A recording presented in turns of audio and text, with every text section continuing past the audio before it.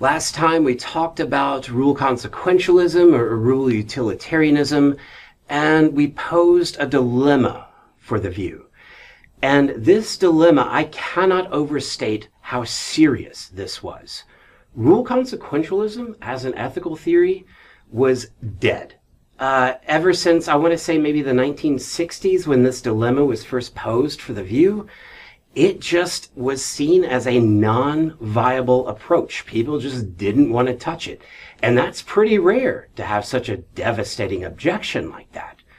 And so it really wasn't until Brad Hooker came along and started trying to work the theory and resharpening it and renewing it to try and answer this dilemma. So let's look at his view and how it tries to split the horns of this dilemma.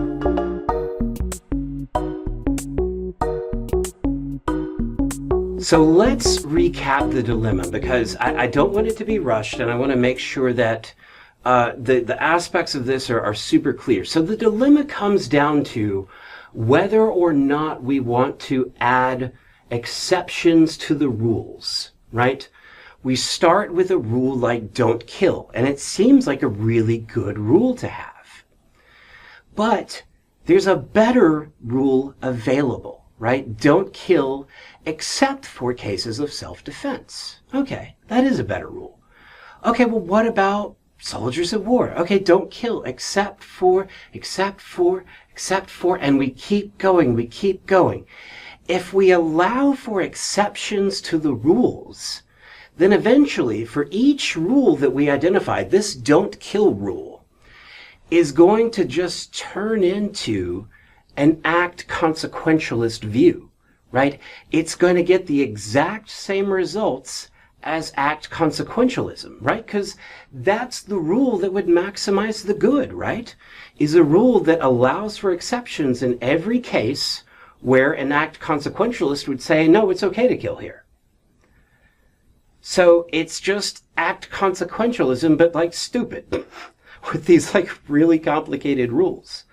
On the other hand, right, if we don't add exceptions, the view becomes completely incoherent. The whole point of this was to pick rules that maximize the good. Here I am refusing to add an exception to my don't kill rule, when doing so would obviously make for a rule that does a better job of maximizing the good. So what exactly is the view here? This is a devastating objection. So again, adding exceptions leads to collapse. Refusing to add exceptions leads to incoherence. And it seems like those are our only two options. We either add exceptions or we don't. So what possible solution could there be to this? Here is where Brad Hooker's move starts to become like really, really interesting. So first off, we are not going to review each rule individually. We need to review the code, like the entire code of systems, of rules. We need to review it holistically. We want to find a code of rules, a set of rules that the internalization of which is going to produce the best possible or the best expected outcomes. So we're not evaluating it rule by rule. We're going to evaluate the entire code. This is a completely different change from how we've been thinking about rule consequentialism. Now, the other cool thing that he does is this word internalization. We don't want people to merely comply with the rule, right? To comply with the rule is just doing what the rule says because it says so, and not really like morally engaging in it. I'm going to do my homework because if I don't, I'll get a 0, right? That's just complying with a rule. If you accept or you internalize a rule, you have a disposition to follow it, sure, but you also recognize it as a good rule to have. Oh, I'm going to do my homework because I know I need the practice, right? I want to be able to do well on the test or whatever.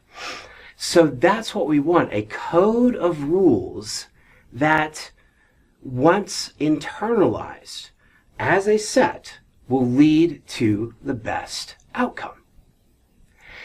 And we're going to kind of like, because you have a disposition to follow the rules, you're not going to follow them like all the time. To have a disposition doesn't mean I just like do whatever it says all the time. I have a tendency to do what it says, but I might not do what the rule says sometimes. This is kind of important because it allows for rules about retaliation to enter into the code. But what's really, really cool here is we are going to think about the cost of internalization. Every time we add an exception to a rule, it's going to come with a particular cost to it. Not much, but something. And when we think about this as a whole, right, adding exceptions starts to become very costly, very quick.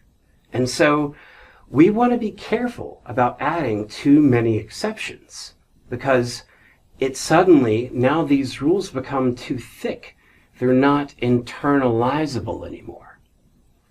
This is going to stop the collapse objection. Yeah, okay, maybe some exceptions to rules are okay, but we have a breaking point where the cost of an additional set of exceptions to these rules outweighs the benefit, right? They no longer become clearly internalizable. And what we kind of get for free out of this is an additional rule about avoiding disaster, this disaster clause. I'm going to deviate from the rules when complying with the rules would lead to disaster. So it's basically this: follow all the rules unless doing so would lead to disaster. This is not an exception to the rules. This itself is a rule that fits within the entire code. And this is what's like really, really cool about Hooker's move here, is because now we don't have to worry about this rule worship or incoherence objection, because in really bad cases where it's like, well, obviously I should break the rule here, I don't need to add an exception for that case. I have my disaster clause here. So, if it turns out that, I've got a rule that says don't kill, but here's the Joker threatening to blow up a hospital, guess what? That would be a disaster if I followed the rule that says don't kill. So I instead follow my disaster avoidance rule. How sick is this? And so as an entire code, we look at the internalization costs, we look at the benefits that we get from adding exceptions to the rule, and we weigh those together while also thinking about like, hey, hang on a second, do we even need this exception? Because we've got this disaster clause over here and it can handle the really bad cases. So that's how we end up splitting the horns of this dilemma. We don't collapse into act consequentialism because we don't add exceptions for every single thing, right? We're going to stop at a pretty reasonable level of exceptions because adding exceptions comes with a cost, right? It costs more to accept or internalize these rules. And we avoid the rule worship or the incoherence objection by, well, adding some exceptions and including this disaster clause. It's a really cool theory. It's something that Brad Hooker is still working on and publishing on. So, it's still got a ways to go. I mean, like what kind of counts as a disaster or what doesn't? We don't want this to be like a subjective measure, but this is the move. It has completely revitalized rule consequentialism into a viable theory that is a genuine rival for act utilitarianism. And it's a really, really interesting thing to talk and to think about. So that'll do it for our consequentialist, our utilitarian views that we'll talk about. And we're going to move on to a new and very different ethical theory called deontology. I'll see you there.